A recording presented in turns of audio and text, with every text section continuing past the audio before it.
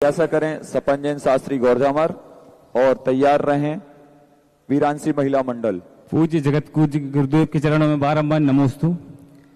सबसे पहले तो मैं समस्त केसरी जैन समाज का बहुत बहुत धन्यवाद देना चाहता हूं कि ऐसे गुरुदेव जिनके चरणों की रस पाने के लिए दुनिया तरसती है कि कब हमारे नगर में गुरुदेव आए और कब हम उनके चरणों की रस प्राप्त कर पाए।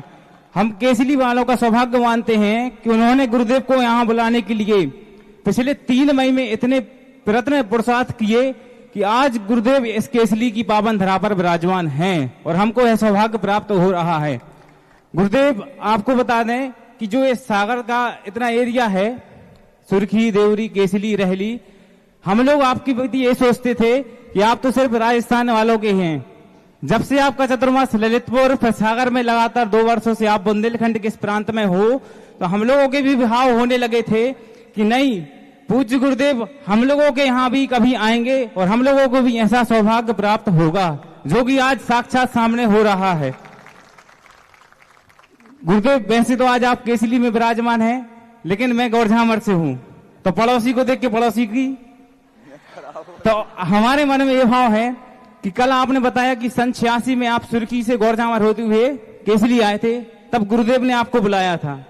अब गुरुदेव नहीं है, लेकिन गौरझामर के बड़े बाबा जिनका पंचनाम स्वयं आचार्य गुरुदेव ने कराया था, वो आपको बुलाना चाहते हैं कि कब गुरुदेव केसरी से गौरझामर विहार करें और गौरझामर के बड़े बाबा के चरणों में पहुंचे।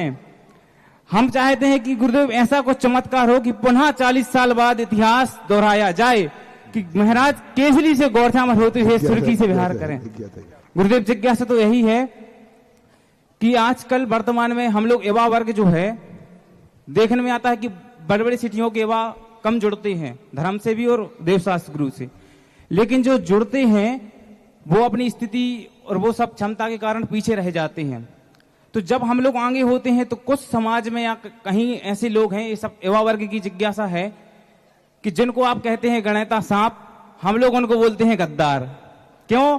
क्योंकि ना तो वो कुछ करते हैं ना कुछ करने देते हैं। वो ऐसे प्यासे हैं कि वो चाहते कुआं उनके पास चल के आए, और हम कहते हैं कि तुम थोड़ा पुरुषार्थ तो करो, तुम्हें जल स्वयं मिल जाएगा। तो जिज्ञासा यही है गुरुदेव कि हम ऐसा क्या करें कि उन लोगों के मन में ऐसा परिवर्तन आए कि युवा वर्ग के लिए वो ऐसा समर्पण करें कि हम कुछ नहीं कर रहे, लेकिन तुम लोग करोगे तो हम तुम्हारे साथ हैं। नमोस्तु गुरुदेव।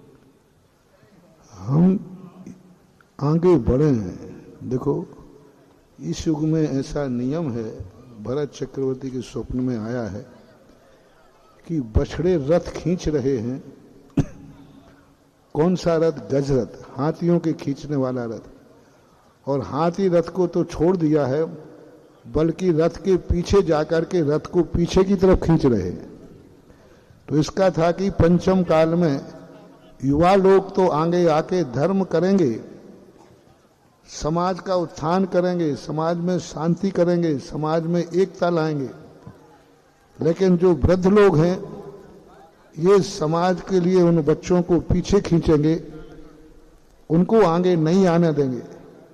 तो ऐसी स्थिति बन जाती है। लेकिन युवाओं को आगे लाने का श्रेय धर्म मार्ग में जाता है किसी को, तो उनका नाम है संत शिरोमणि परम पूज्य गुरुदेव आचार्य विद्यासागर महाराज। धर्म क्षेत्र में युवाओं को आगे लाए। युवा तो किसी क्षेत्र में आगे थे ही नहीं, आहार दान तक नहीं देते थे। वो 3-4 बूढ़े बुढ़ियां होती थी, वे लोग आहार देते थे।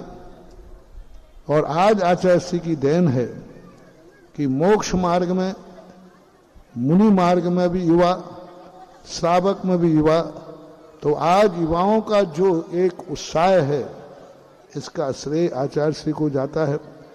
और मैं तो युवाओं से घिरा ही रहता हूं, इसलिए मैं कभी शिकायत नहीं करता युवाओं में धर्म नहीं है।